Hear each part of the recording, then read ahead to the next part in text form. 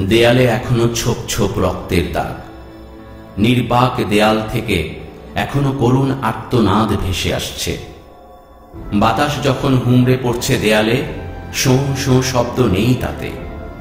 কানে বাজছে, মা, পানি, পানি, পানি।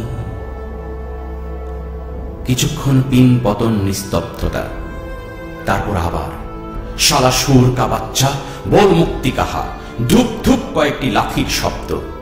মিশ্র একটা শব্দ আসছে, বোধহয় কাঁচা মাংস লাল অগ্নিদণ্ডের ছোঁয়া পেয়েছে। কাবাবের গন্ধে পুরো ঘর মৌ মৌ করছে। লোভী কতগুলো জিহ্বা লালা পড়ছে। ওগুলো মানুষের নয়, কুকুর, হায়না এবং শকুনের। আজরাইল ঘুরছে ঘরের এপাশ থেকে ওপাশে, কিছুটা বিরক্ত জল্লাদগুলোর উপর। কেন মারতে চাইছে না এখনো? কক্ষটি ইতিমধ্যে নাপাক হয়ে গেছে। কারণ যখন পানি পানি বলে জ্ঞান হারিয়েছিল সে, তখন তার মুখে প্রস্রাব করা হয়েছিল। তার জ্ঞান ফিরে আসে গভীর রাতে। জানলা দিয়ে তার মুখে পড়ছে এক ফালি পূর্ণিমার চাঁদ। অবাক হয়ে চেয়ে থাকে সে। মনে পড়ে যায়, এমনই এক পূর্ণিমার রাতে সে ধরেছিল প্রিয়তমার মুখ।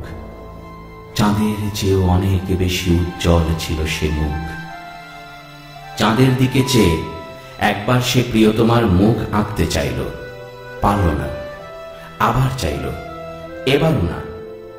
এবার অন্য কিছু চাইল। কিছু সময় চোখ বন্ধ করে খুলল, সাথে সাথে মুখে তীব্র লাথি, নাক ফেটে রক্ত গড়িয়ে পড়ল মেঝেতে। গুলি ফোটার মতো শব্দ হল। আজরাইল সাহেব হাসি মুখে দাঁড়াল।